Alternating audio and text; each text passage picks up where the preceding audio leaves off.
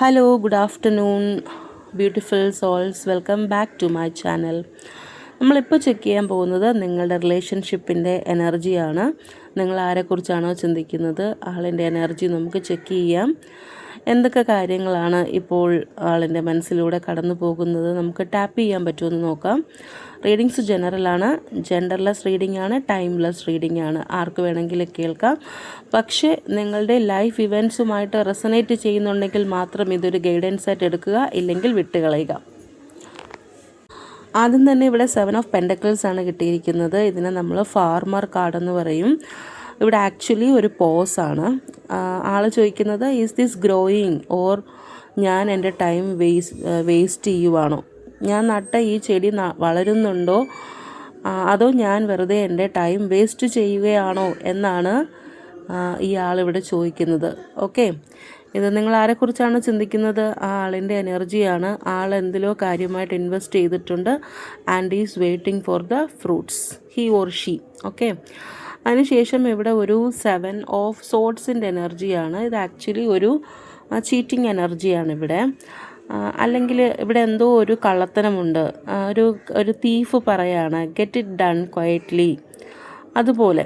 Okay, ആരും അറിയാതെ കാര്യം ചെയ്ത് എടുക്കണം എന്ന് പറയുന്നത് പോലത്തെ ഒരു എനർജി ഇവിടെ കാണുന്നുണ്ട്. ആക്ച്വലി ഇതൊരു സ്ട്രാറ്റജിയാണ്. അതായത് ആരും അറിയാതെ മോഷ്ടിച്ച് കടന്നു കളയുക എന്നത് ഒരു സ്ട്രാറ്റജി തന്നെയാണ്. ഒരു കണ്ണിങ് ആയിട്ടുള്ള ഇത് എയർ സൈനാണ്. ക്വേറീസ് ആണ് ഇവിടുത്തെ എനർജി എന്ന് പറയുന്നത്. പ്ലാനറ്റ് മെർക്കുറിയാണ്. ആക്ച്വലി ചില ട്രിക്കുകൾ ഉപയോഗിച്ചിട്ട് ചിലർ ചീറ്റിംഗ് ചെയ്തിട്ടുണ്ട്, അല്ലെങ്കിൽ കമ്മ്യൂണിക്കേഷൻ പറഞ്ഞ് പറ്റിച്ചിട്ടുണ്ട്. അതാണ് നിങ്ങളുടെ ആളിൻ്റെ ഇപ്പോൾ ഒരു എനർജി. എവിടെ നിന്നോ ആൾക്ക് ഒരു ചീറ്റിംഗ് കിട്ടിയിട്ടുണ്ട് എന്നാണ് എനിക്ക് മനസ്സിലാകുന്നത്.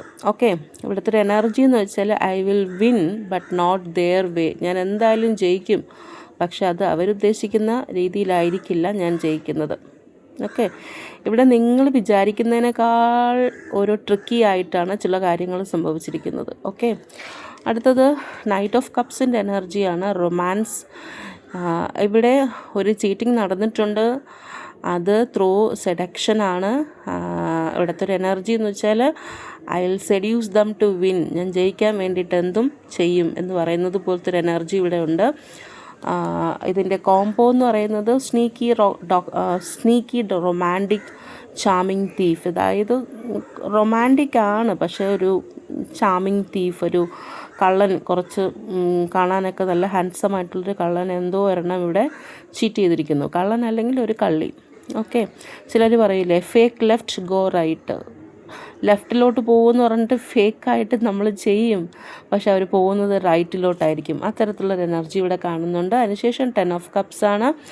ഞാൻ സ്നേഹിക്കുന്ന എല്ലാവരും ഹാപ്പി ആയിട്ടിരിക്കണം, അതായത് ഞാനും എൻ്റെ ഫാമിലിയും നന്നായിരിക്കണം എന്നൊരു ഇമോഷണൽ എനർജി ഇവിടെ കാണുന്നുണ്ട്. ഇമോഷണൽ ലെഗസി, അതായത് സ്വന്തം ഫാമിലിയോടുള്ള സ്നേഹം ഇവിടെ മുന്നിട്ട് നിൽക്കുന്നുണ്ട്.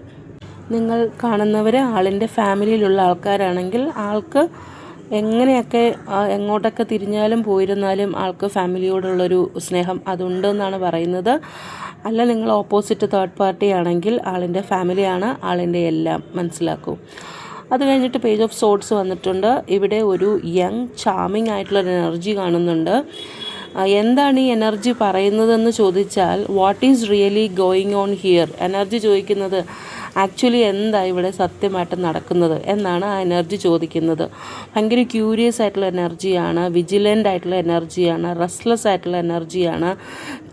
ചിലർക്ക് ഇതൊരു സ്പൈ എനർജിയാണ്, ഒരു സ്റ്റുഡൻ്റ് എനർജി പോലെയൊക്കെ തോന്നുന്നു. പലരും കാണുന്നത് കൊണ്ട് പല രീതിയിൽ അവർക്ക് ഇതുമായിട്ട് കണക്ട് ചെയ്യാൻ പറ്റുമായിരിക്കും. അതിനുശേഷം ഒരു എനർജി വരുന്നത് നിങ്ങൾക്കൊരു മെസ്സേജ്, ഒരു കോണ്ടാക്റ്റ്, ഒരു കണക്ഷൻ വരാനൊക്കെ ചാൻസ് ഉണ്ടെന്നാണ്. ഓക്കെ, അതിനുശേഷം വന്നിരിക്കുന്ന എനർജി എന്ന് പറയുന്നത് ഇവിടെ കിങ് ഓഫ് കപ്സിൻ്റെ എനർജിയാണ്. കിങ് ഓഫ് കപ്സ് എന്ന് പറയുമ്പോഴത്തേക്കും ഒരു മെച്യൂറായിട്ടുള്ള എനർജിയാണ്. ആൾ ഇമോഷൻസ് എല്ലാം കൺട്രോൾ ചെയ്ത് വെച്ചിട്ടുണ്ട്. ഓക്കെ, ഇവിടെ ആക്ച്വലി ഞാനൊരു കോമ്പിനേഷൻ നോക്കിയപ്പോൾ ഒരു യങ് എനർജിയും ഒരു മെച്യൂർ എനർജിയും ഉണ്ട്. Fire kid plus water king എന്ന് പറയും പോലെ പാഷൻ മെയ്ഡ് ദ പോയ്സ്.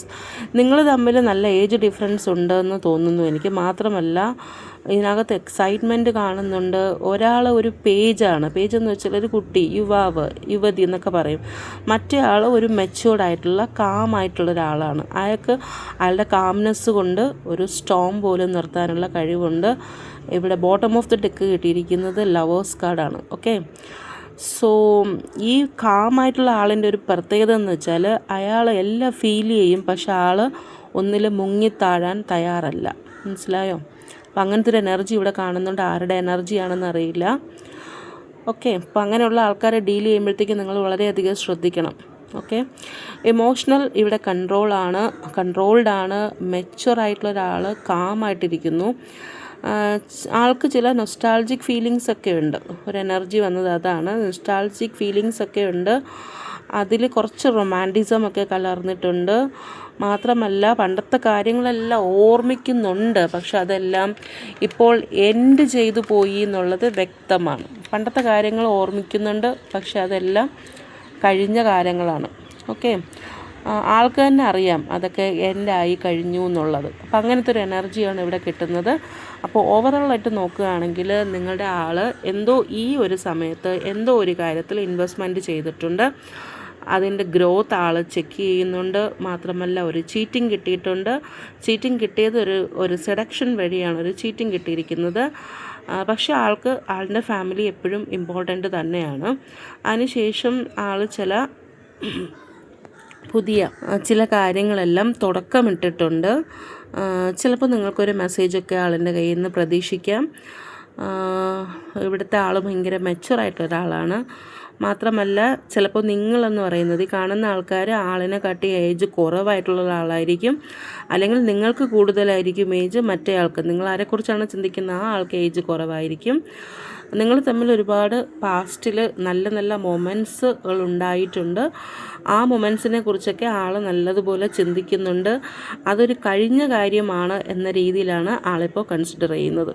ഓക്കെ, അതിനുശേഷം ഇതിൻ്റെ ബോട്ടം ഓഫ് ദി ഡെക്ക് വന്നിരിക്കുന്ന ലവേഴ്സാണ്. അപ്പോൾ നിങ്ങൾ തമ്മിൽ ഇപ്പോൾ സെപ്പറേറ്റ് ആണെങ്കിലും ഇപ്പോൾ പിരിഞ്ഞിരിക്കുന്നുണ്ടെങ്കിലും നിങ്ങൾ തമ്മിൽ ഒരു ലവ്, ഒരു സ്നേഹം, പരസ്പരം ഒരു സ്നേഹത്തിൻ്റെ ചരട് ഇപ്പോഴും ഉണ്ടെന്നാണ് പറയുന്നത്. ഓക്കെ, പല പല കാരണങ്ങൾ കൊണ്ടായിരിക്കാം നിങ്ങൾ പിരിഞ്ഞത്, പക്ഷേ ഇപ്പോഴും നിങ്ങൾ തമ്മിൽ ബേസിക്കലി ഒരു ലവേഴ്സിൻ്റെ എനർജി തന്നെയാണ്. ഓക്കെ, അപ്പോൾ അത്രയേ ഉള്ളൂ ഇന്നത്തെ റീഡിംഗ്.